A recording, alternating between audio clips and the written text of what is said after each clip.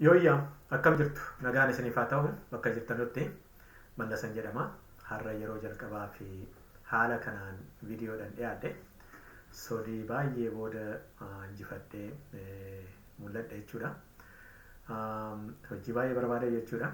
Kanaafuu baga wal barre maaliifan dhufee kan jedhu sanitti ibsuun barbaada. Har'a tanan dhufee dureessaa istiidiyoo jedhu irratti qophii adda addaa hin qopheessina tan jedhu kana dura maxxanfamee ture iyyuu haa ta'u malee haala adda addaatiin turre jirra. Amma garuu sagantaa mataa isaa danda'e ni eegallaa kan jedhu barreeffamaan ibsamee ture iyyuu.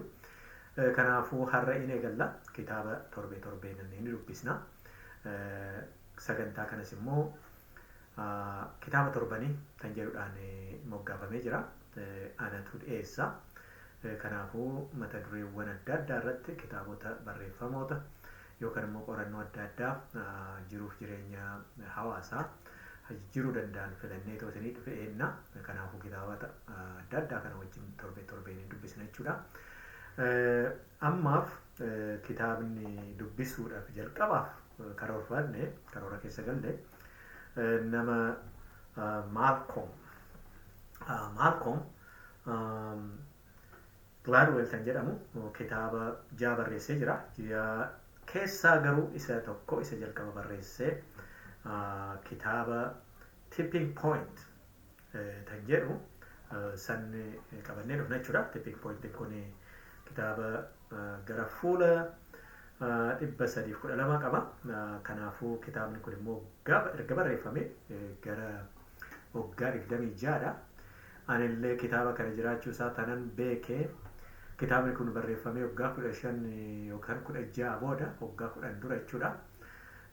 Carraa kitaaba kanaallee beekuu tanan argadhe yeroo waggaa 10 dura qabsoon biyyatti gaggeeffamaa ture sani waa'ee Ihaadeeg kan jedhamu afaan Amaaraatiin yookaan immoo PRDF Ingiliffaan kan jedhamus kana waa'ee isaa ministeer di'eetaadhaan ture tokko kitaabota barreessee ture iyyuu kitaabota san keessa tokko Mallas Liqaaqii kan jedhu afaan Amaaraatiin jechuudha. Kana biraa immoo Mallas Turfaatoch kan jedhu kana keessa akkamitti hawaasa keessatti rakkoon adda addaa akka uumamaa jiru paartiin sun illee akkamitti akka hojjechaa jiru kan barreeffame keessa.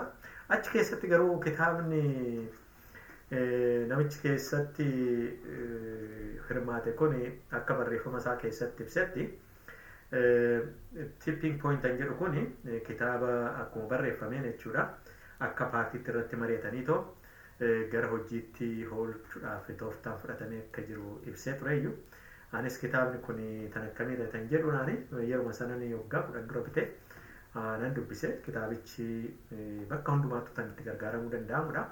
Kitaaba kana namichi tan barreesse qorannoo mataasaa godhee odoo hin ta'in haalota kana dura ta'an qorateetoo maaliif bakka sanitti ta'anii maaliif jijjiirraa fuudhuu danda'anii jijjiiramoota gurguddaa jajjabaa erga qoratee booda achirraa ka'eeti ka'umsi jijjiirama gurguddaa maalidha jedhee qorateeti isarratti kitaaba kana barreesse. Kitaabni kunillee kooppii yookaan immoo baay'inaan gurgurame miileenaan gurgurame.